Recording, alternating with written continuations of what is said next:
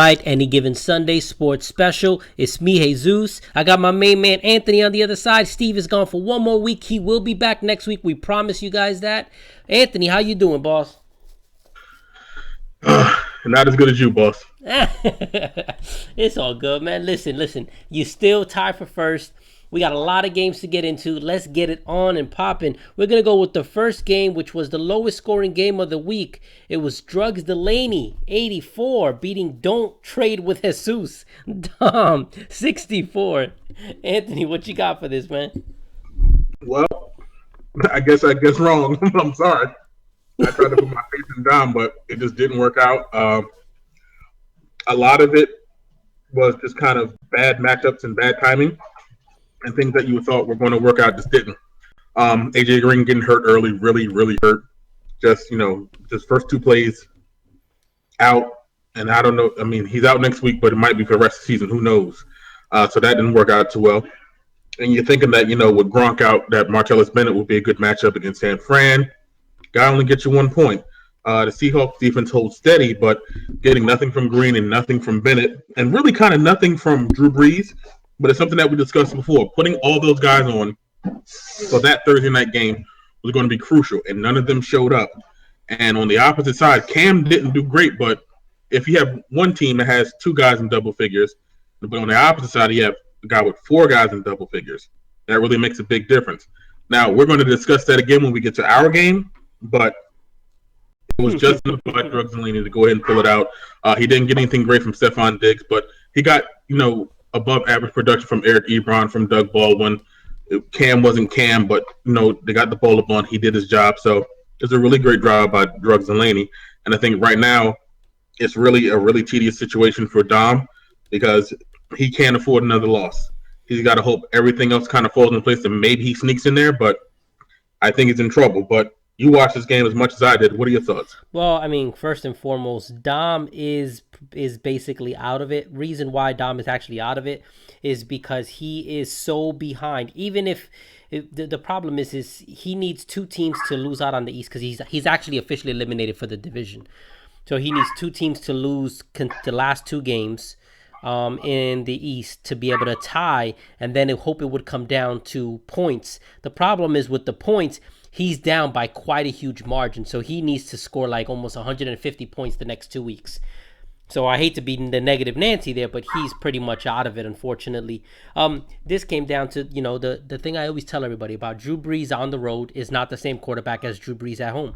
That's ultimately what cost him the game. Yes, of course, AJ Green not, getting hurt, that definitely played a factor into it. But if Drew Brees would have been at home, that means Drew Brees would have had at least 25. That also means Brandon Cooks would have probably had double digits. We're looking at a completely different ball game. On the other side, I hate to say it, but Dennis, I think it's time that you bench Cam Newton. I don't think Cam Newton should be your quarterback going forward anymore for the rest of this season. I still think you keep him for next year because if you look at Cam's career, he's 1 year good, 1 year bad, 1 year good, 1 year bad. So this is his off year. So if I'm you, Dennis, I'm looking for another quarterback because you have an elimination game for yourself coming up next week. If Dennis wins out the next 2 games and Steve loses out the next 2 games, Dennis actually wins the division.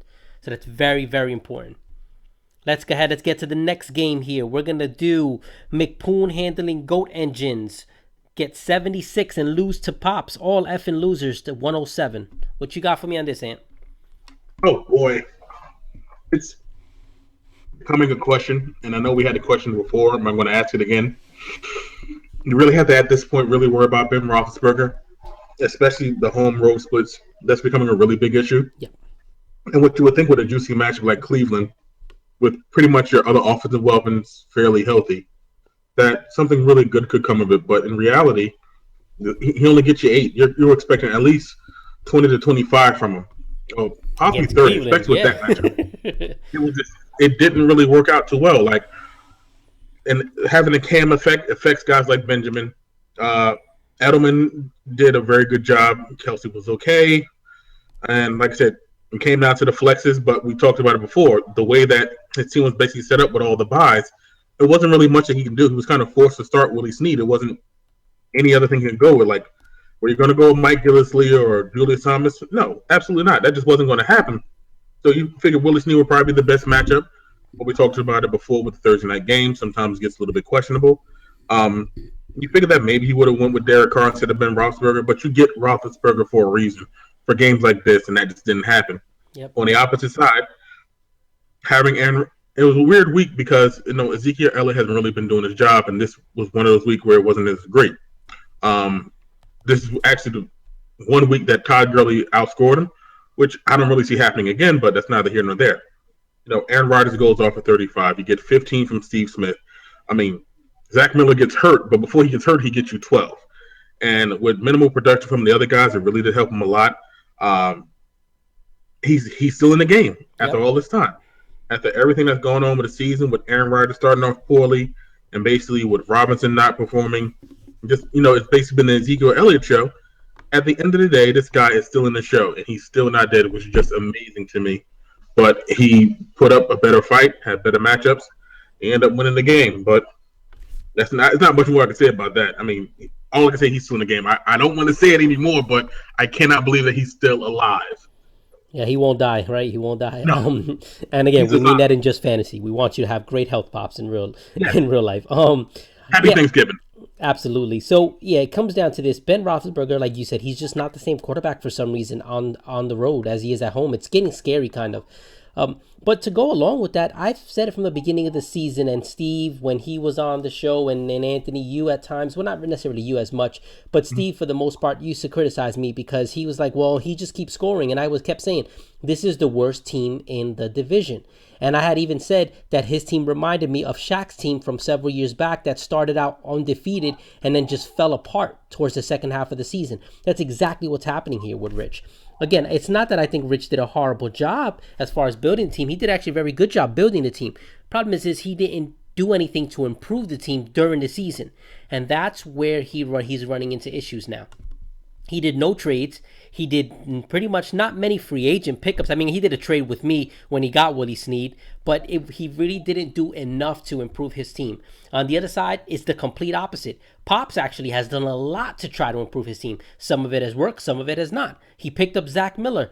Zach Miller, before getting injured and breaking his foot, put up 12 points for Pops. He probably would have had like 20-something if it wasn't for him breaking his foot. Pops also picked up Steve Smith. I don't have anybody see Steve Smith. He's been one of the best receivers in the game this year. So Pops, he's not going anywhere. He's in this for the long run. And Aaron Rodgers, yes, his team may not be winning, but fantasy-wise, Aaron Rodgers is putting up numbers, and he's putting up big-time numbers. So Pops is going to be a major problem. I'm going to have to deal with that headache next week. But, yeah, I think Pops is going to the playoffs. I don't see how Pops doesn't make the playoffs, to be honest with you. Well, you never know. Let's go ahead. Let's go to the next one. Next one was Tampa's Empire 125 beating the Dream Killers 92. What you got for me on this? You got to give Steve a lot of credit for basically putting together a lineup that was extremely balanced, where only two people were basically out of double figures. Yep. And that is just super impressive. Barely out of double figures at that. Yeah, but you got to get there. And the thing is that the guys that were barely out of double figures were his big guns, Evans, Graham, and Cooper. He'll get you 15. Des Bryant comes back, gives you 20. The Viking defense they started playing like themselves again. They give you 20. Now that's not going to be an every week occurrence because over the past couple of weeks they have not been performing like that. But when you get 2 touchdowns and you're supposed to put up those kind of points, that happens. Now on the opposite side, great for really, really, really, really great for Lewis to finally get himself a quarterback. The weird thing is that he finally gets himself a quarterback, and the quarterback he originally has really starts performing like himself, which is kind of ironic in a weird way, but it's great nonetheless. But his big pieces, to a degree, showed up. He acquired Frank Gore. He gives you 12, 25 from Le'Veon, 31 from Dak, but getting 0 from Tate, 5 from Matthews, 3 from Walker, 3 from the Chiefs defense. That hurts. Like I said, I'm not really a fan of kickers, and sometimes they can sway games like that. But when your quarterback and running back have really high-scoring games like that, you should generally win, even if other things aren't to your advantage. Even when you have, we're going to get to that. We're going to get to that in the next game. But you're right. Absolutely. We are absolutely going to talk about that. But what are your thoughts on this game? This one was Steve just dominated. I mean, Steve has been running over his West Division. I mean, he absolutely has dominated it to no end. So I'd be shocked if that stops. I believe Steve's only loss in the division, correct me if I'm wrong, was to Dennis, and he also beat Dennis. So next week's game, Steve has an opportunity to clinch the division and clinch that division and eliminate Dennis at the same time, his biggest rival. If you think that doesn't fire him up, oh man, that's absolutely his dream scenario right there. So it's going to be very interesting. On the other side, Lewis, you just waited too long to get a quarterback, bro. At the end of the day, you waited way too long. You hung in there with Russell Wilson just a little bit too long, and that ultimately is why you're not making the playoffs this year. One more game to get to for this week, the game of the week, which lived up to the hype. The New York Powers comes back from the dead to defeat Slightly Punty Vibe, 109 to 104. Anthony, my man. Oh, no. No. You win, you start. All right, I guess I start. Look, I'm going to be completely honest with you guys. After the 4 o'clock games were over, the game was tied 78 apiece. I saw I had Robert Kelly left. I saw that Anthony had Jordy Nelson, Jordan Reed, the kicker Dustin Hopkins from Washington, and DeAndre Hopkins. And the game was tied, so 4 against 1 and 4 studs against 1 rookie, undrafted rookie at that. Yeah, I'm going to be honest. I went to sleep on Sunday night. I did not watch the game. I said, I'm going to bed. And it just so happens that I wake up and I see a very aggressive text message with some language I can't repeat. So I was like, what is that about? And I go and I check the score, and Robert Kelly outscored all of his 3 guys. So then I'm like, well, that's great, but still, if Anthony gets 10 from DeAndre Hopkins on Monday night, I'm still going to end up losing, so I'm not going to celebrate. The first quarter, DeAndre Hopkins, if I'm not mistaken, had, I believe, 40 yards receiving. I'm thinking to myself, well, this is over. I mean, yeah. No, not even. Let me start off with the pass to DeAndre Hopkins that he brought for a touchdown. And, NFL, I hope you're listening. And I was like, well, you know what? This game's over. And I see there's a flag on the play. I mean, I hear the whistles blow. I'm sorry, not a flag. I hear the whistles blowing. And I'm like, well, they stopped the play. I'm like, they stopped. And I was ecstatic. I was absolutely ecstatic because I'm like, well, he doesn't get the touchdown. They tried to challenge it. I knew that they couldn't challenge it, so I didn't get worried there. But then they kept throwing to him. And I'm like, the guy has 40 yards receiving after the first quarter. I'm still going to lose this game. I still watched it. But boy, did I stress and stress and stress. But thank you, Brock Osweiler, for only targeting him 6 times for the game and 2 times after the first quarter. I appreciate it, Brock. You are the man. Powers win. 4-way tie for first place in the East. Powers hold the tiebreakers currently. I was so disgusted. Actually, I'm sorry. Anthony actually holds the tiebreaker currently because it's a 4-way tie, which means it goes to points. So, no, it goes to division records. So, division records. Go ahead, Anthony. I'll look it up while I'm looking it up. You can talk. No problem, man. There's not much I can say, man. I was just thoroughly disgusted in the fact I'm watching this game and I'm looking and I'm like, he's catching the ball. Whenever he's not catching the ball, he's getting a penalty. He's cooking their corners, their safeties, line, everything. He's destroying these guys. And then you have Brock Osweiler back. He's just terrible. Just Garbito, man. Basuda, right? And I'm watching this, and like I said, I both talk about the same exact play. I know you look at it closely, and it's kind of inconclusive, but you review every scoring play. Let him score, then review it. If you review it and it's inconclusive, it counts anyway.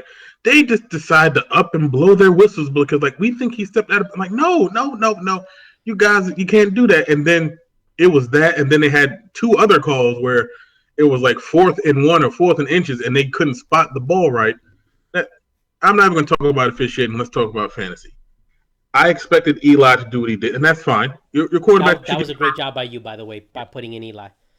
Your quarterback's supposed to give you 20 to 25, and I'm okay with that. Been saying all season David Johnson's matchup proof. Even in the loss, he gets 27. Yes. McCoy comes back, he gives you 10.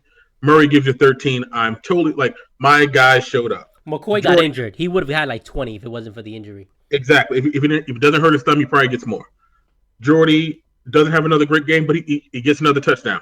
Fine, I'm okay with that. Points to points. Jordan Reed does damage all over the field, doesn't get in the end zone, but unless you're Gronkowski, you're not really expecting big numbers. You get it from time to time, but I'm okay with that. So I'm depending and leaning upon Hopkins. Does not happen, and I was just so disappointed by it because pretty much everything broke even. Like the Dolphins only gave up 10 points, Yep. but fantasy wise it's 7.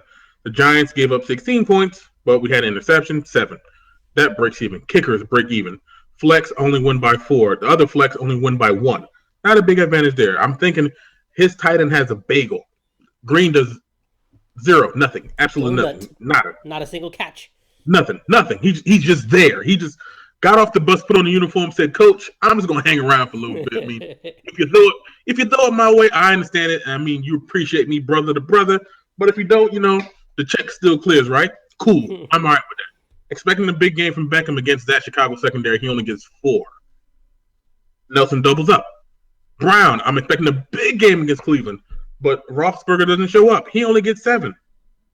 I'm like, okay, I'm totally okay with that because I know Tom Brady's going to go nuts against San Fran. That is exactly what he does. He puts up 36. And I'm like, okay, so here comes Rob Kelly. Fat Rob, cool. No way. There's no way that he's going to just demolish this game. It was he's Rob against 4, not just 4 players, 4 superstar type players. Jordy Nelson is a superstar. DeAndre Hopkins is a superstar. Jordan Reed is a superstar. The kicker, not so much. But you know what it was? It's literally like wrestling, like the Survivor Series, when it's like you got 5 and I got 5, and it's 4-on-1. Yeah.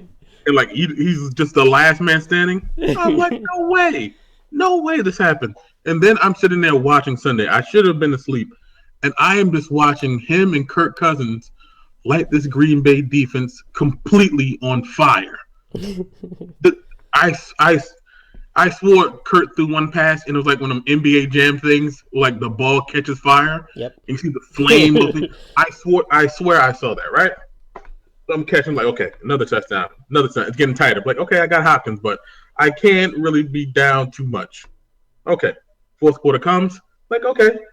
The Green Bay tighten up. They score. Then they fumble. Then all of a sudden they get it. Then they punch it in. Okay, go to sleep. And I'm looking at them down 10. Just got to get Hopkins going. This one time. And he gets it on literally like the second or third play. He's good to go. There's not a problem. He's good to go. He scores. But then the officiating just decides to step in and think they're doing the righteous thing. And then they take it back. Then Osweiler turns into a human dumpster fire again and decides not to throw to him. Now, I can't really feel bad about the result because in a way I can kind of take a loss, and I understand that. But the guys who have been performing, but I've been ending up on the wrong end of certain scores, especially this one, because for a while at the 4 o'clock, I pretty much had you beat with everyone else I had in the lineup. You did, absolutely. Yeah. Absolutely. And things did not turn out this way. It turned out so bad. If I do some simple math, 5 for Hopkins, 8, that's 13. Reed gets 7, that's 20. And the kicker has 6. So my 4 guys put up 26. Your 1 guy 31. Put up 31. That's the difference in the game. And just for the record, before we jump into the tiebreakers that I'm going to discuss with everyone how they work, I did tell you in the show last week that DeAndre Hopkins, you have to consider benching him. You chose not to listen to me. Had you listened to me and put in Sterling Shepard, I would have won by 1 point. You would have won. By 1 point. I'm trying to tell you, DeAndre Hopkins is not a solid start every week. Now, I'm not saying you're going to bench him every week either, but it's something that you have to start considering now. He can't. You can't roll him out there every week. It's not because he's not talented, but he doesn't have the quarterback. And I think you're right, but I think that conversation becomes moot if they don't blow that whistle. Agreed, but they did. That's the problem. But and even after they did, how do you only throw the ball to him 6 times? It's just unacceptable. But we have to get to all the other games, and I have to discuss tiebreakers so people understand So everybody, before we get into next week's games, I'm gonna go ahead. I'm gonna go over the tiebreakers. I'm not gonna say what each team needs because we still have 2 weeks left. It's too complicated. But here's what I am gonna tell you guys. Okay, when it comes to division, for division tiebreakers, if it's head to head, we're gonna do division record first, then head to head. If though and the head to head, and no matter what, if it's two people, you're gonna have a difference because you played each other 3 times. So there will be, we don't even have to worry about points at that point. If it's 3 or more teams that are tied for the division, what it then comes down to is division record. If there's more than one team with the same division record, then what we go straight to is we go straight to points. So to give you an example, right now, because Pops and I have the best division records, but there's 4 of us and we have the exact same, it's going to go automatically to points, which means then Anthony would then have the division lead right now, as of right now, based off tiebreakers. Okay, now we're going to go ahead and we're going to talk about wild cards. I want to make one thing very, very clear. Division records have no effect on wild cards.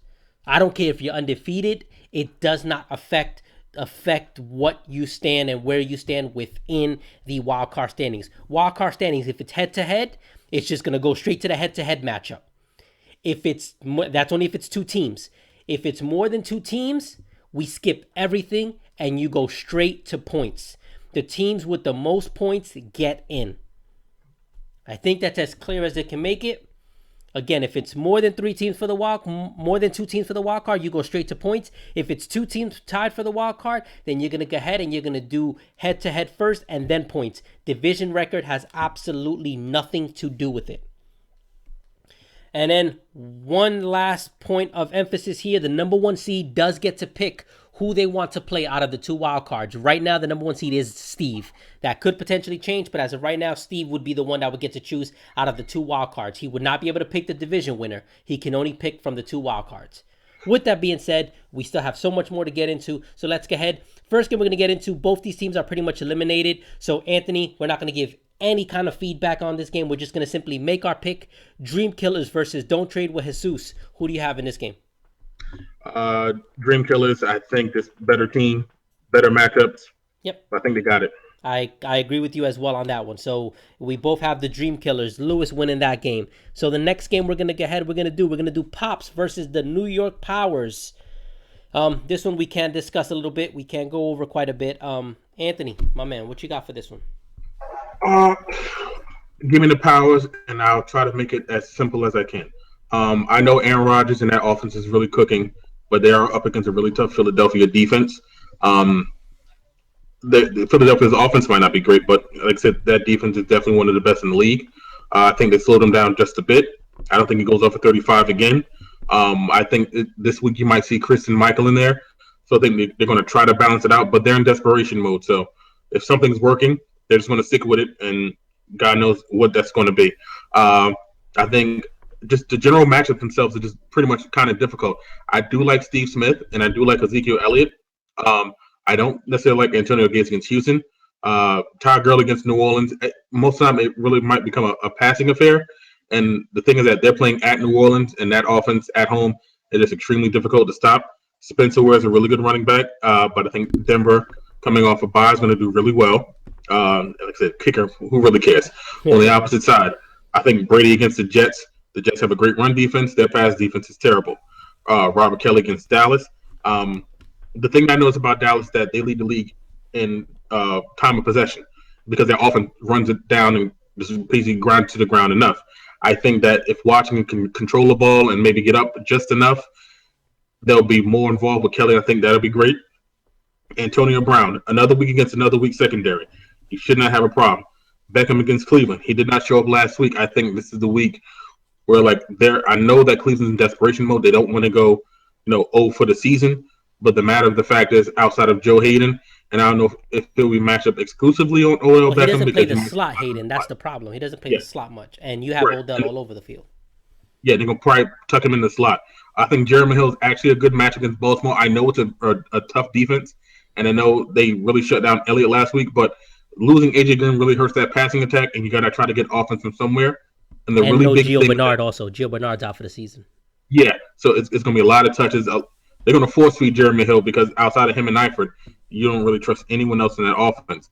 I think the very big thing is that you're getting Melvin Gordon back, and I know that San Diego might be eliminated, but he's been having an awesome season. I think this is another big week for him. So between Brady, Kelly, Brown, Beckham, Hill, and Gordon, all those sway in your favor. So I think this is the week that the Powers step it up and they get another W. But again, this is your team. Let me know your thoughts. Yeah, man, I'm gonna actually agree with you on that. I do have the Powers as well.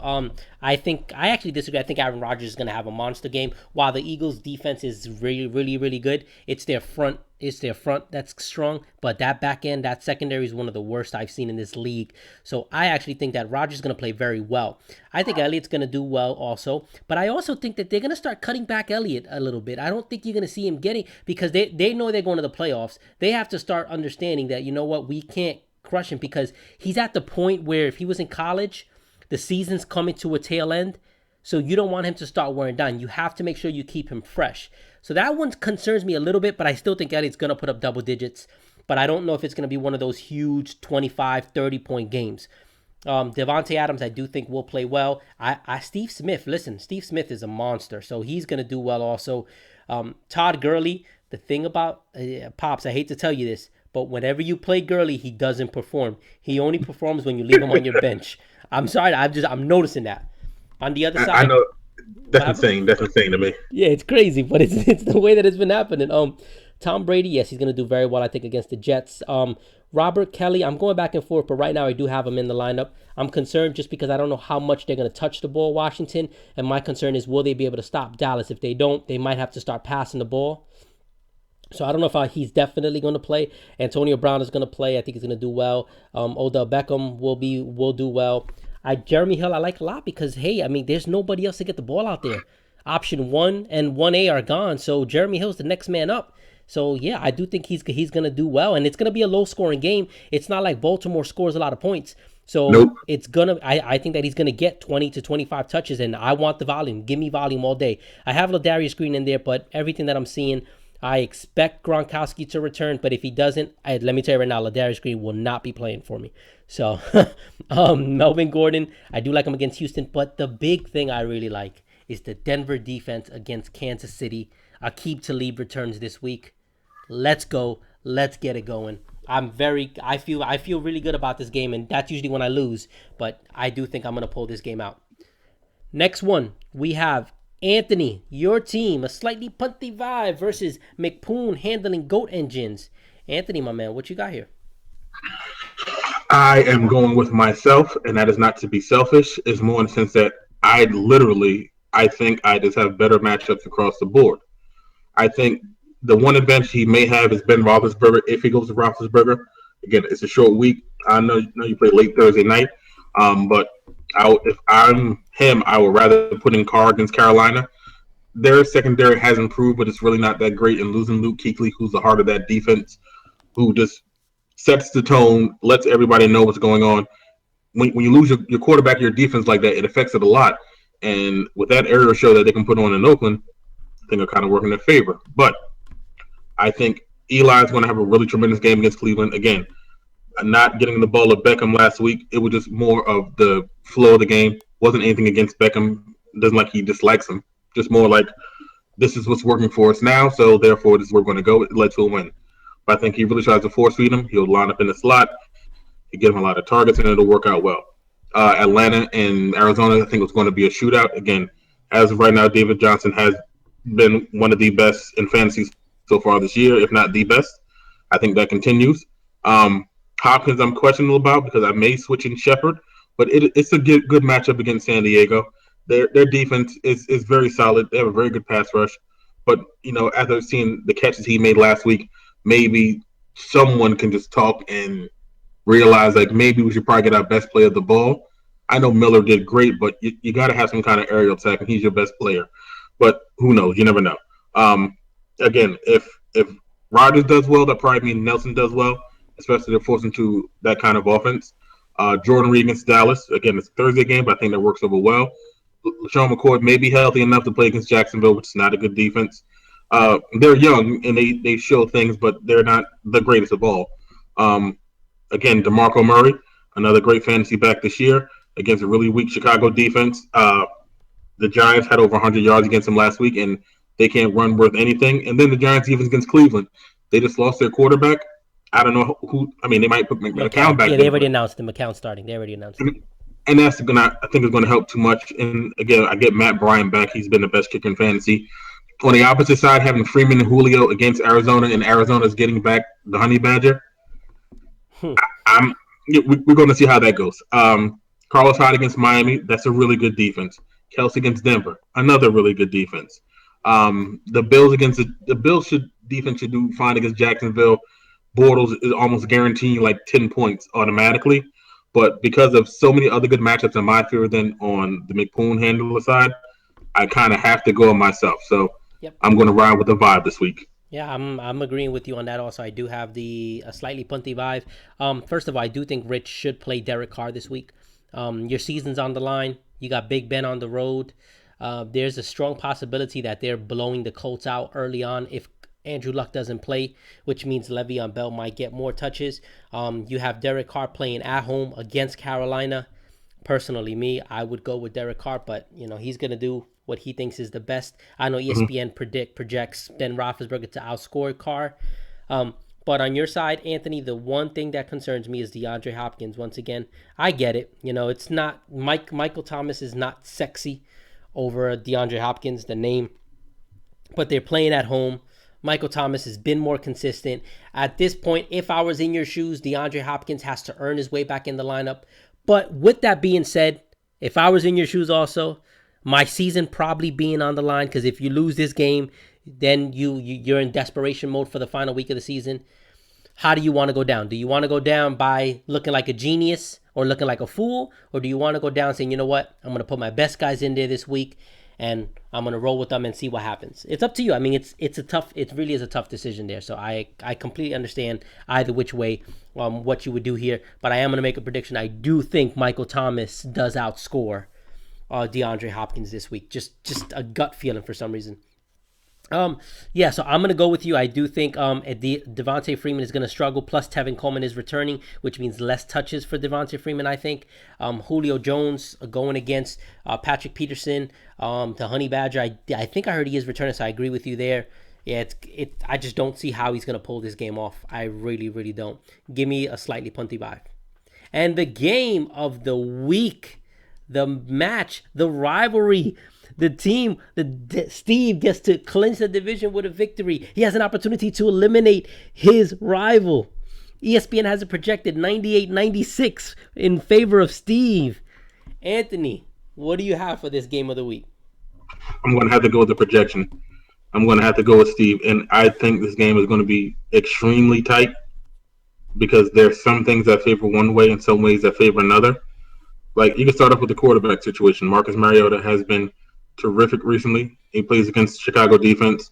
They've been solid, but again, they're not great. They are beatable.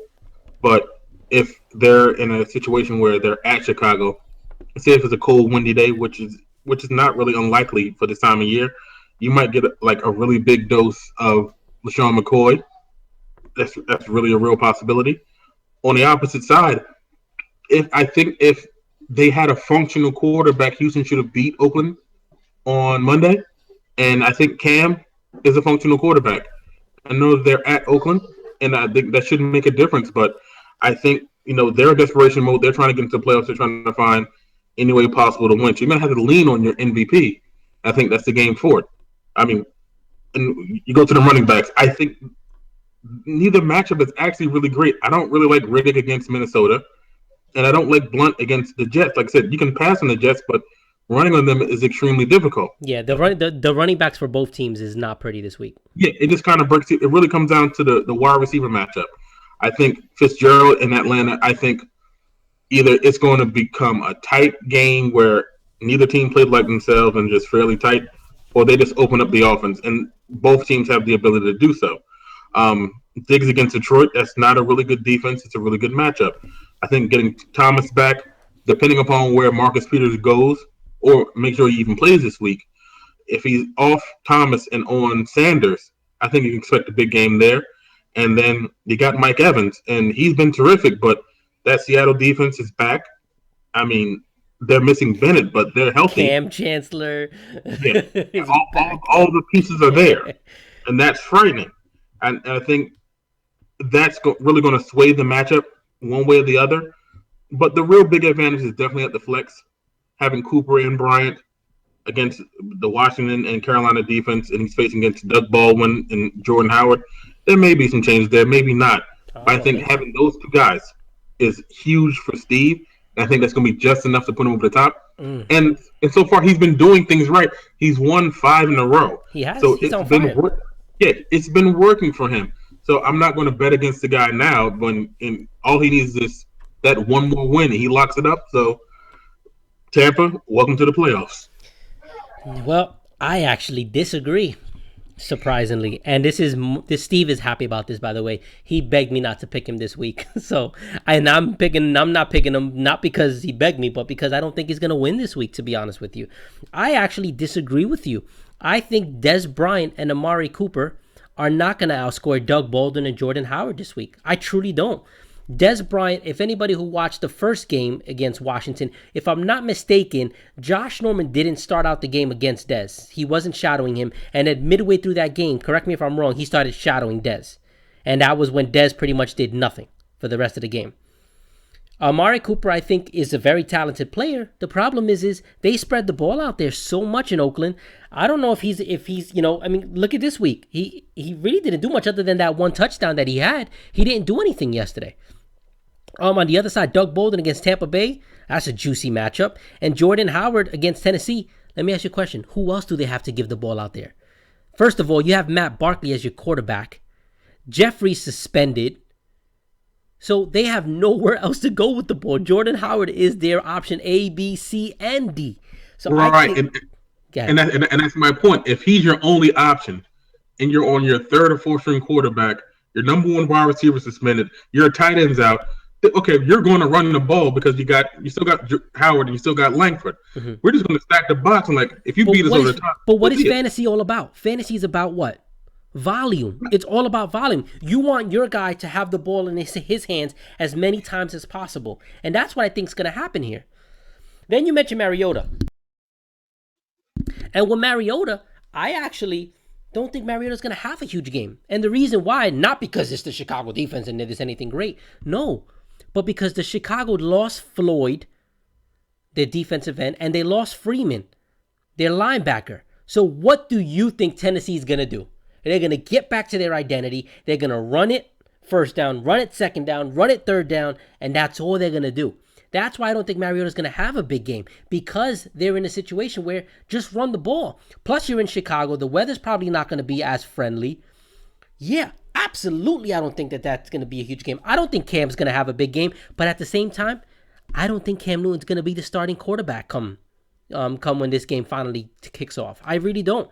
I don't like LeGarrette Blount against the Jets, but I love Fitzgerald against Atlanta. I love Stephon Diggs against Detroit. I love Baldwin. I love Howard against Tennessee. I love New England against the Jets. Yeah, the matchups tell me this is Dennis, which means that Steve then goes into the final week of the season, and Dennis goes into the final week of the season with must-win games. I can't have it any other way. I won't have it any other way. That's exactly what our league is all about. It's supposed to be fun, and that's exactly what we're going to get. I'm all about that, man. So everybody, that's what it's all about. That's what our show is. Everybody, once again, just to go over it, the tiebreakers, if it's the division and it's head-to-head, it's just two teams, we go straight to the head-to-head matchups. If it's the division and it's head-to-head and we can't have a split head-to-head, and there's three teams, we go straight to division record. Straight to division record. If there's multiple teams tied with the same division record, then we go straight to points. If it's a wild card, division record means nothing. It does not matter what your division record is. Even if you two were in the same division, that means nothing. It goes straight to points. I think I made myself clear. And if it's two teams for one wild card spot, those two teams, they go straight to head-to-head. I think that's as clear as day. That's our show. Everybody stay safe. Be safe. Anthony, I know it was a rough week, but I think you're going to bounce back. Let's come back next week, and let's come back with some victories. Yeah. Yeah. Yep. Good night. All right. Peace.